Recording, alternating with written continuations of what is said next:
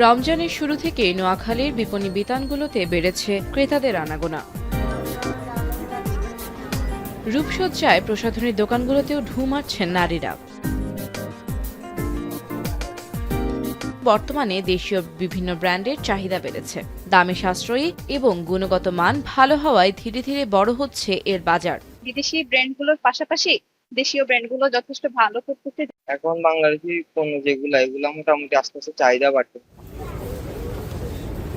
বাজারের চাহিদা পূরণে দেশীয় প্রতিষ্ঠান মমতাজ হার্বাল ১৫০ প্রকার প্রসাধনী বাজারে সরবরাহ করছে, যা দিন দিন গ্রাহকদের পছন্দের শীর্ষে থাকছে বলে জানান কোম্পানিটির প্রতিনিধি।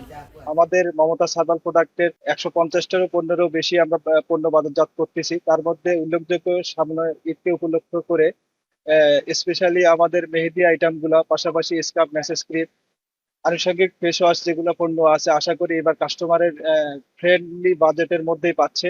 ঈদ উল ফিতরে নোয়াখালীর ৯ উপজেলার শতাধিক মার্কেটে ২০ কোটি টাকার প্রসাধনী সামগ্রী বিক্রির প্রত্যাশা ব্যবসায়ীদের। এখন নোয়াখালী।